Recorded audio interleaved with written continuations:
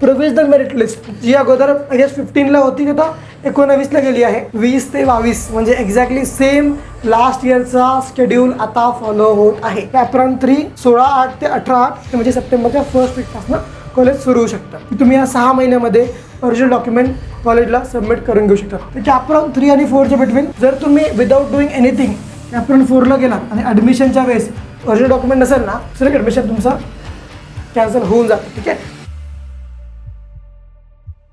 तर नमस्कार मंडळी, फायनली खूप दिवसांनी व्हिडिओ अपलोड करत आहे. ॲक्च्युली टाईम खरंच भेटत नाही कारण काउन्सिलिंगमध्ये इतका व्यस्त मग्न झालो आहे की इकडं व्हिडिओ यूट्यूब डोक्यात न चाललं किंवा टाईम पण भेटत नाही. ठीक आहे.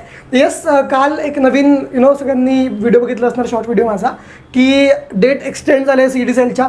ठीक आहे. जो प्रोसेस अगोदर 12ला संपायची तिथं 14ला संपत आहे, म्हणजे 4 दिवस डिले झाला आहे. तर फर्स्ट ऑफ ऑल की ही गुड न्यूज आहे अशा लोकांसाठी ज्या लोकांचे डॉक्युमेंट्स राहिले होते, सीटचा इश्यू होता, त्या लोकांसाठी it is a good news. ठीक आहे. सेकंड मेन टॉपिक या व्हिडिओचं असं असणार आपला की पुढचं शेड्यूल कसं असणार आहे, कॅप्रॉन कधी सुरू होणार आहे, लिस्ट कधी टाकायची किंवा अपलोड करायची आहे, कधीपर्यंत बनली पाहिजे, कम्प्लिटली व्हिडिओमध्ये जाणून घेऊया. व्हिडिओ शेवटपर्यंत बघा, मित्रांना पण शेअर करा. या व्हिडिओवर तुमचे कॅप्रॉनच्या शेड्यूलबद्दलचे सर्व डाऊट्स क्लिअर होऊन जाईल. ठीक आहे. सोबत काउन्सिलिंग बॅच अजून पण चालू आहे.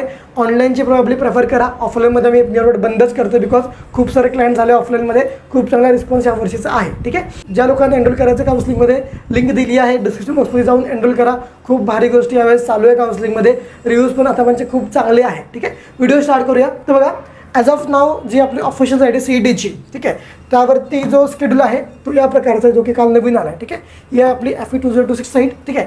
ज्यावरती आपले 2 तारखेला प्रोसेस सुरू झालेली आहे, जी काल 12पर्यंत होती. आज 16पर्यंत आपले रेशन चालणार आहे. ठीक आहे.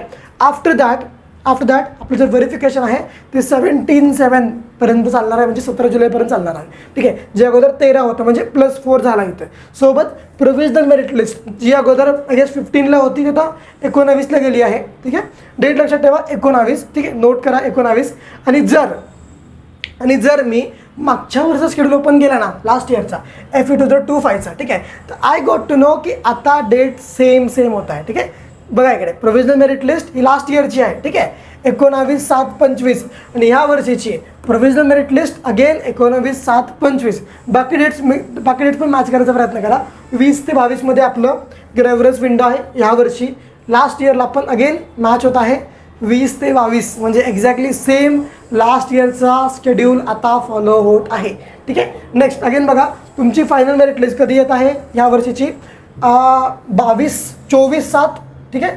आणि सेम लास्ट इयरला पण फायनल मेरिट लिस्ट 24/7ला गेली होती, म्हणजे एक्झॅक्टली CET सेल ह्यावेळेस मागच्या वर्षी एक्झॅक्ट डेट्स फॉलो करत आहे.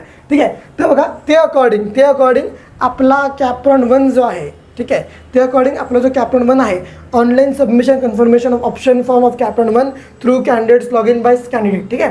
तो 26/7 ते 28/7 एक्झॅक्टली ह्या डेट क्लास म्हणजे एक्झॅक्टली लास्ट इयरसारखं होतं आहे. जर अजून डेट एक्सटेंड नाही झाली तर ह्या अकॉर्डिंग शेड्यूल फॉलो होते. ठीक आहे. त्या शेड्यूलच्या अकॉर्डिंग आपली कॅप 1ची अलॉटमेंट ती 31 तारखेला म्हणजे 31/7ला आहे. ठीक आहे. इफ यू वॉन्ट ही पूर्ण PDF पाहिजे मागच्या वर्षीची, मी लिंक आहे ना या व्हिडिओच्या डिस्क्रिप्शन बॉक्समध्ये टाकून देईल, तिकडनं यू कॅन चेक की एक्झॅक्ट डेट्स काय असू शकतात. ठीक आहे. तर यावर्षी आपण एक्झॅक्टली लास्ट इयरच्या डेट्सवरती रिलाय करू शकतो की ह्या अकॉर्डिंगच ह्या वर्षीचं शेड्यूल होणार आहे. ठीक आहे. त्या अकॉर्डिंग आपला कॅप्रॉन 1 अगेन सुरू होतो आहे 26 ते 28ला, रिझल्ट 31ला. ठीक आहे. आपला सबमिशन पिरियड 1/8 ते 4/8. ठीक आहे. सेम कॅप्रॉन 2 जो आपला आहे that will be start from online submission 3 झाला. ठीक आहे. Online submission of documents CAP round 2 6/8 ते 8/8 म्हणजे 6 ऑगस्ट ते 8 ऑगस्ट. ठीक आहे. देन कॅप्रॉन 3 16/8 ते 18/8 आणि कॅप्रॉन 4 जो होणार आहे ऑनलाईन सबमिशन IV 28 ते 30/7. ठीक आहे. म्हणजे एक्झॅक्टली लास्ट इयरसारखं तुमचं पूर्ण ऑगस्ट मंथ हा कॅप्रॉनमध्ये जाणार आहे. आणि फायनल तुमचे जे कॉलेजेस आहे रिपोर्टिंग झाला, then 13 okay, institute option form 25 1 okay, जे लास्ट इयरसारखं तुमचं अगेन यावर्षी पण 1/9. ठीक आहे. म्हणजे सप्टेंबरपासनं कॉलेज सुरू होऊ शकतं, म्हणजे सप्टेंबरच्या फर्स्ट वीकपासनं कॉलेज सुरू होऊ शकतं. ठीक आहे. आता नेक्स्ट थिंग की ज्या लोकांचे डॉक्युमेंटचे इश्यू आहे त्यांसाठी 1-2 इम्पॉर्टंट गोष्टी मी सांगतो आजच्या व्हिडिओमध्ये. ठीक आहे. लाईक करून ठेवा आतापर्यंत व्हिडिओ वाटला असेल तर. नेक्स्ट आपण डॉक्युमेंटबद्दल बोलू. ठीक आहे. तर असे स्टुडंट ज्यांचे डॉक्युमेंट्स अजून आलेले नव्हते त्यांसाठी of course it is a good news की आता डॉक्युमेंट अपलोड करण्यासाठी किंवा रिसिट वगैरे आणण्यासाठी अजून टाईम भेटतो आहे. ठीक आहे, भरपूर पेरेंट्स आता काउन्सिलिंगमध्ये भरपूर पेरेंट्स होते ज्यांची 12वीच्या मार्कशीटचा इश्यू होता, म्हणजे स्पेलिंग मिस्टेक नॉर्मली. ठीक आहे, त्यांचा पण इश्यू सॉर्ट झाला आहे. बोर्डातनं लिटरली एका दिवसामध्येच त्यांना नवीन मार्कशीट भेटली आहे. ठीक आहे, त्यामुळं हा फायदा काउन्सिलिंगचा होतो की तुम्हाला इन्फॉर्मेशन ऑन द स्पॉट भेटते आणि टाईम निघून जात नाही. त्यामुळे हँडल करा, अजून पण टाईम बाकी आहे. ठीक आहे, त्यांच्यासाठी इज अ रिलिफिंग न्यूज. ज्यांचं सगळं झालं आहे त्यांच्यासाठी of course it is not a good news, not a bad news. Wait करायचं फक्त. ठीक आहे, आता फक्त आरामात वाट बघायची आहे. कशाची? प्रोव्हिजनल मेरिट लिस्टची वाट बघायची आहे. ठीक आहे, जी की आपली 19 जुलैला येणार आहे. सोबत आता मी यूट्यूबवरती ब्रांच वाईज सेशन पण अरेंज करते, म्हणजे पॉडकास्ट व्हिडिओज. ठीक आहे, ब्रांच वाईज.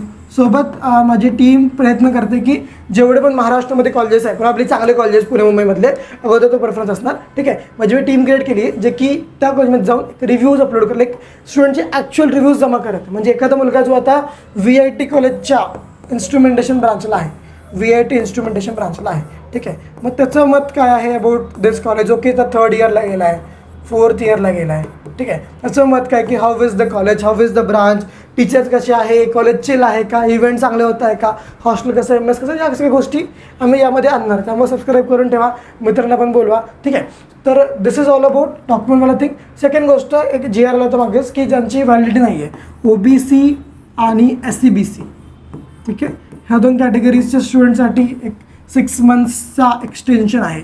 जर तुमची ही कॅटेगरी असेल आणि कास्ट व्हॅलिडिटी सर्टिफिकेट असेल तुमच्याकडं, स्टील यू हॅव 6 मंथ्स की तुम्ही या 6 महिन्यामध्ये ओरिजिनल डॉक्युमेंट कॉलेजला सबमिट करून घेऊ शकतात.